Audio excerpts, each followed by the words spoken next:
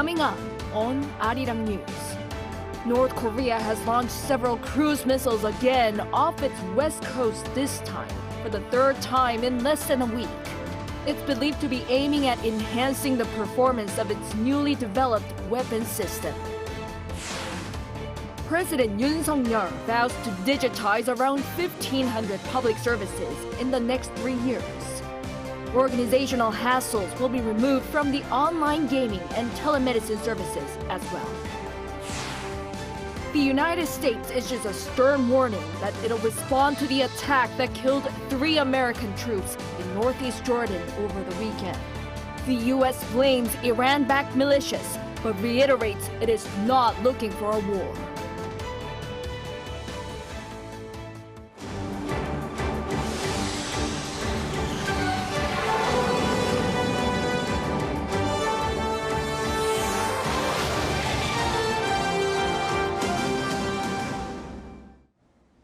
Good evening. It's 9 p.m. here in Seoul.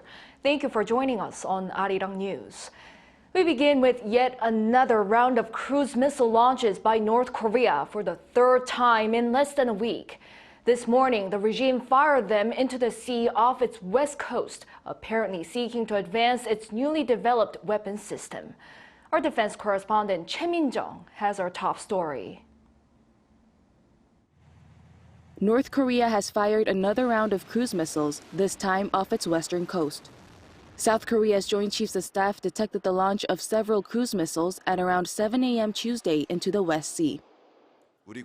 Our military has been closely coordinating with the U.S. to monitor additional signs of North Korea's provocations while strengthening our monitoring and vigilance.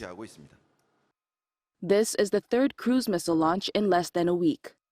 On the 24th, North Korea test-fired a newly developed strategic cruise missile named the Bulhwasal 3-31 for the very first time from a ground launcher toward the West Sea. And on the 28th, the same cruise missiles were launched from a submarine off its eastern coast. The type of cruise missile used for Tuesday's launch is unknown, but they're anticipated to have flown 1,500 to 2,000 kilometers. South Korean military officials and experts believe the test is aimed at enhancing the performance of the newly developed weapon system. Firing cruise missiles toward the West Sea and the East Sea from land and sea is proof that improving the performance is important. North Korea is probably conducting final performance tests ahead of the actual deployment of this cruise missile. Professor Yang Mujin at the University of North Korean Studies added that cruise missiles are cutting-edge weapons in terms of their accuracy and maneuverability and could potentially neutralize Seoul and Washington's defense strategy, adding that the government should continue to strengthen deterrence centered on the Seoul-Washington alliance, but should also refrain from neglecting dialogue. Min, Arirang News. Moving on to Sunday's deadly drone attack in northeast Jordan. Washington has reiterated its commitment to react to hold anyone accountable. But it also says it does not want an escalation of war in the Middle East. Song Yoo-jin reports.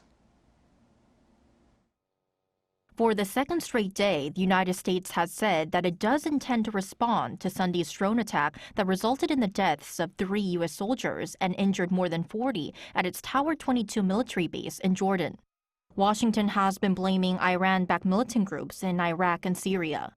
On Monday, Secretary of State Antony Blinken issued another stern warning. So the attacks that have taken place since October on our forces, on our personnel, in both Iraq and Syria, have been conducted by groups that are aligned with Iran and indeed are supported by Iran, funded by Iran, equipped by Iran. We will respond decisively to any aggression, and we will hold responsible the people who attacked our troops. Iran, on the other hand, is denying any involvement. Repeating baseless accusations against Iran is just a conspiracy from some countries. Some analysts anticipate a more robust American response compared to its previous retaliatory strikes in Iraq and Syria. Iran-backed militants have targeted U.S. military facilities in Iraq, Syria, and Jordan more than 160 times since the start of the Israel-Hamas war last October, but Sunday's strike marks the first instance where fatalities have occurred. Even before Sunday's attack, several Republican lawmakers had called for a direct strike inside Iran. However, as of now, it seems unlikely that this will happen. We are not looking for a war with Iran. We are not seeking a conflict with the regime in a military way. And as I said in the opening, we're not looking to escalate here. Kirby also assured that Washington's response would not affect the ongoing ceasefire negotiations with Hamas to release more hostages from the Israel-Hamas war. All this comes as new details of Sunday's drone attack emerge. Citing unnamed U.S. officials, CNN and the Associated Press report that the drone may have been mistaken for an American one returning to the base around the same time, potentially causing a delay in the U.S. response. 송유진, Arirang News. Israeli officials have presented evidence that has prompted a halt to funding for a UN Palestinian aid agency. The officials produced a document which alleges that some of the agency's staff were involved in Hamas's killing of civilians during its October 7th attack against Israel, which led to the war in Gaza. Yoon reports. More than 10 countries, including major donors such as the United States, United Kingdom, and Germany, have suspended funding to the UNRWA, the UN Relief and Works Agency for Palestine refugees in the Near East, since Friday. This was following an Israeli intelligence dossier presenting allegations that some staff took part in abductions and killings during the October 7th raid that sparked the Gaza war. According to Reuters, the 6-page document claims some 190 UNRWA employees, including teachers, have doubled as Hamas or Islamic Jihad militants, with names and pictures for 11 of them. A UN spokesperson said that the organization has not formally received a copy of the dossier and reiterated that the UNRWA would be unable to continue operations in Gaza and across the region beyond the end of February if funding isn't resumed. And the United Nations is taking swift action following the extremely serious allegations made against several staff members from UNRWA. Critical humanitarian work that the UN does, not only in Gaza, all over the region, needs to be supported. People's lives depend on it. He added that organization chief Antonio Guterres met with the head of internal UN investigations to ensure that an inquiry into the allegations will be done swiftly and as efficiently as possible. At a news conference, U.S. Secretary of State Antony Blinken said that the allegations were highly credible and deeply troubling. Without saying how soon or under what circumstances the U.S. would consider resuming support for UNRWA, Blinken said that Washington would be looking very hard at the steps UNRWA takes in response. The reports that we got last week, and UNRWA brought them to us, were deeply, deeply troubling. It is imperative that UNRWA immediately, as it said it would, investigate, that it hold people accountable as necessary, and that it review its procedures. I had a very good. The recent revelation jeopardizes aid operation in the region, as the agency supported more than half of Gaza's 2.3 million Palestinians in day-to-day assistance, which have already been stretched thin by the long-running war. Ian-jin, Arirang News. Shifting gears, the South Korean government has again strongly protested over Japan's repeated territorial claims to Dokdo Island. Japanese Foreign Minister Yoko Kamikawa said in a speech during a session of the Diet on Tuesday that the island was the territory of Japan historically, geographically, and under international law. This is the 11th year in a row that a Japanese foreign minister has made such claims during an annual speech on the country's foreign policy objectives. In response, the South Korean Foreign Ministry spokesperson said in a statement that Tokyo should immediately withdraw such claims.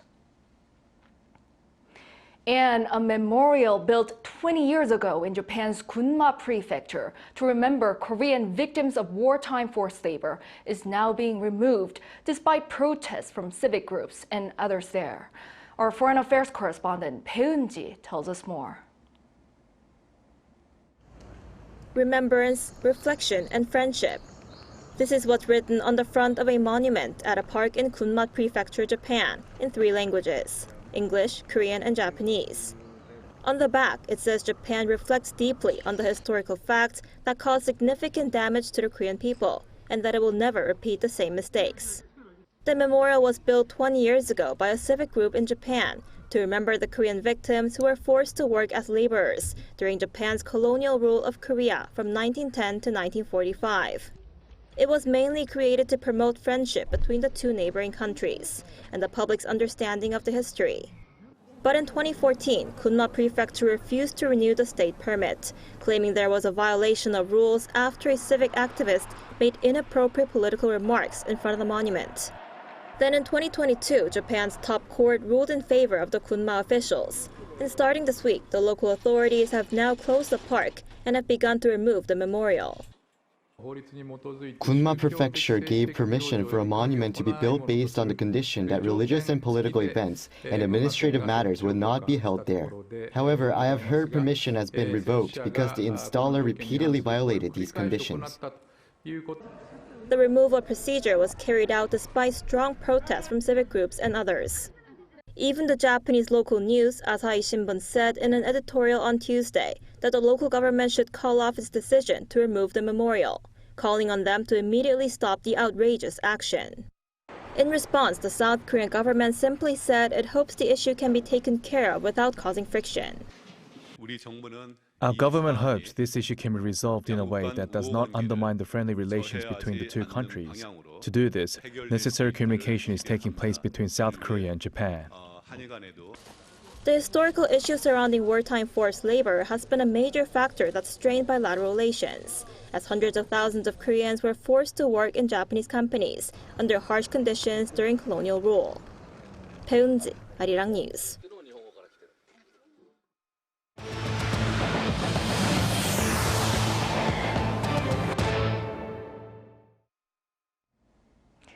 On the local front, at another livelihood policy debate session, President Yoon this time vowed to streamline the workload for people when they're getting administrative services by making hundreds of services fully digital.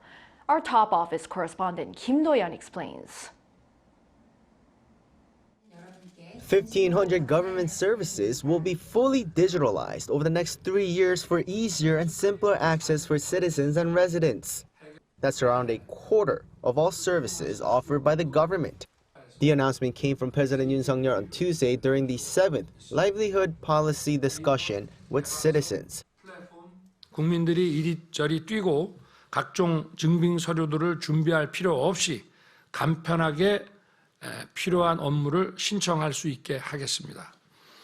매년 7억 건에 달하는 구비 서류를 30%만 디지털화해도 조 단위의 예산이 절감됩니다. President Yoon also said the basic information that's used for different services will be soon shared among agencies so applicants do not have to get multiple copies for each, while the more than a century-old personal seal system will be digitalized as well. This is South Korea trying to take a step further despite already having a global lead in digital government. The Interior Ministry said on Tuesday that South Korea ranked number 1 on the 2023 OECD Digital Government Index, topping 4 of the 6 categories: data-driven public sector, government as a platform, open by default, and proactiveness. It came second for the remaining 2, digital by design and user-driven. This is the second consecutive time South Korea topped the list, last time published back in 2019. But as participants in the discussion laid out, there's room to grow, and President Yoon agreed. 이렇게 훌륭한 디지털 정부를 우리가 구축해 놨지만 국민들께서 그 편의성을 체감하기에는 부족한 점이 매우 많이 남아 있습니다. 특히 자영업자나 소규모 기업인들께서 현실에 대하는 행정 업무가 많은 부담이 되고 있습니다. Other topics covered during this discussion were the gaming industry and telemedicine. For the gaming industry, deceptive item selling practices by gaming companies were raised as a key issue. While gaming companies say there are percentages for a player to win something in a random draw, it's not fully transparent to gamers. The relevant officials vowed to stop this through regulation. As for the telemedicine industry, the government says it's looking to expand the scope of who's eligible to receive care remotely. In addition, they're looking to create a platform so medical records are accessible by healthcare providers to avoid patients having to visit prior hospitals to get their records. Kim Do-yeon, Arirang News. And President Yoon today exercised his veto over a special bill on a probe into the Itaewon tragedy that happened more than a year ago, which is likely to cause some political repercussions. And on the same day, the government announced to up support for victims and anyone affected. Our political correspondent Shin Jia reports. President Yoon on Tuesday vetoed a special bill for an independent investigation into the 2022 Itaewon crowd crush disaster, marking his fifth veto since taking office. The bill will now revert to the National Assembly for a revote. This came as the cabinet earlier the same day passed a motion requesting Yoon to reconsider the bill. During the cabinet meeting, Prime Minister Han Duk-soo said the investigation had been conducted properly, emphasizing the legal action was being taken against those being held responsible. He also mentioned that the special bill offers no practical benefit. The bill risks wasting national resources without a clear justification or benefits, potentially deepening public division and mistrust. And also called for negotiations to develop a new proposal ensuring a fair investigation and preventive measures against similar future tragedies. Separately, the same day, the government announced plans to enhance financial and mental support for the families of the victims. To provide better support for the bereaved families, the government plans to establish and operate a committee under the Prime Minister's office. The plans include expanded coverage for medical costs and the establishment of a memorial area. The main opposition Democratic Party, however, strongly criticized the government's move to scrap the bill. Using the veto to obscure the truth of the deadly disaster that resulted in numerous casualties in the capital is indefensible. In response, the ruling People Power Party, which had earlier recommended President Yoon reconsider the bill, sought on Tuesday to renegotiate with the DP. PPP floor leader Yoon Jae-ok, speaking to reporters on Tuesday, stated that a bipartisan agreement could be reached by removing contentious clauses from the bill, such as those favoring the formation of an opposition-based investigation committee. Shin Jia, Arirang News. Moving on, Korea's trade regulators are hammering out a framework of guidelines to ensure fair business practices among online platforms. And according to our Moon Hae-ryun, the details to be disclosed in a few weeks. A bill to regulate market domination by online platforms has sparked debate among domestic and global businesses in the tech industry. The Online Platform Fairness Act is currently being drafted by South Korea's Fair Trade Commission, with the bill set to be announced sometime next month. The FTC aims to prohibit unfair business practices and ease consumer burdens by restricting market leaders from keeping competition in check. This in turn could provide more opportunities for small and medium-sized businesses and startups to enter the market. While the full details of the bill have yet to be revealed, the FTC has said that it would crack down on platforms that are engaging in monopolistic practices, citing Google's policies preventing game publishers from releasing their titles outside of Google's Play Store. It also cited domestic tech giant Kakao's manipulation of its algorithm to favor its own cab drivers above others on its Kakao mobility apps. The regulator has said that it will define market leaders by setting a quantitative standard such as for sales and the number of users, similarly to how the EU qualifies a large online platform as a gatekeeper in its Digital Markets Act. But domestic startup firms were found to have concerns in a survey conducted by Startup Alliance Korea, with many saying that startups that are not profitable but have a large number of users face being regulated, which could hinder growth. In response to growing concerns from the tech industry, the government says that it will limit the number of companies it defines as a market leader to 4 or 5 firms. These are most likely to be domestic tech companies Naver and Kakao, as well as global firms such as Google and Apple. The U.S. Chamber of Commerce voiced opposition to the proposed regulations, calling on Seoul to provide sufficient opportunity for dialogue with Washington and to make the full text of the proposed legislation publicly available. In response, the FTC issued a statement on Tuesday, noting that all efforts will be made for open communication with domestic and foreign channels, including providing ample opportunities for the U.S. to submit its opinion. 문혜련, Arirang News. In tourism, the number of foreign visitors to Korea saw a marked increase last year.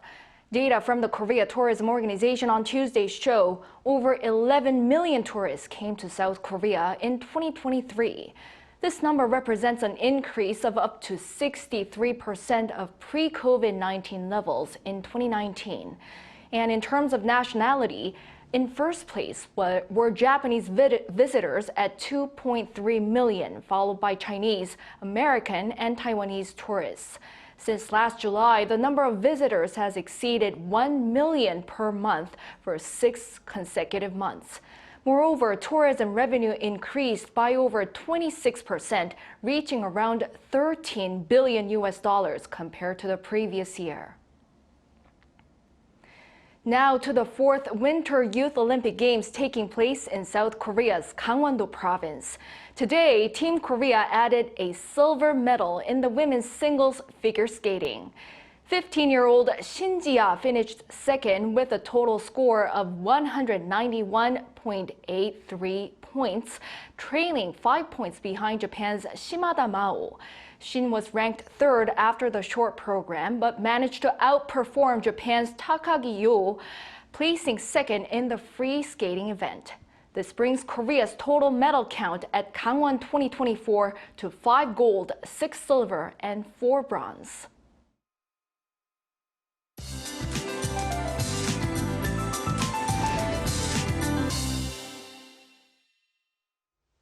With milder winter temperatures, murky skies continue throughout the day. As the atmosphere stagnates, ultrafine dust will persist tomorrow. The Seoul metropolitan area, Yeongseoin, Gangwon-do, the Chungcheong-do provinces, and Daegu are expected to have bad levels of ultrafine dust tomorrow. Please wear fine dust mask when you go out. The rain that started on Jeju Island in the afternoon will expand to the southern parts of the Chungcheong-do provinces overnight. Up to 30 millimeters of winter rain will fall on Jeju Island and 5 to 10 in Chungcheong-do and south by tomorrow morning. Most of this rain will move away tomorrow morning. However, on Thursday, there will be another round of rain or snow in Yeongdong and the southern parts of the country. Tomorrow morning, Seoul and Daejeon will start off at 0 degrees. Daily highs will be topping out at 9 both in Seoul and Daejeon, Gyeongju and Busan 13 degrees Celsius. In Gangwon-do province, where the Youth Olympic Games are being held, daytime temperatures will be a little bit milder than today. There will be no major cold for the rest of the week. That's all for Korea. Here are the weather conditions around the world.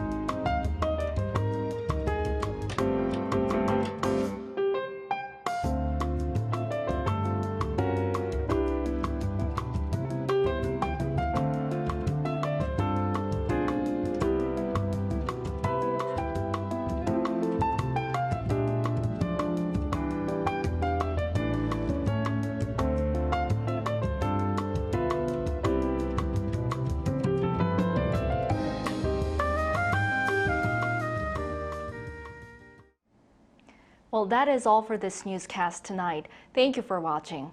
We'll be back at 10 p.m. with the AI headline news. Good night.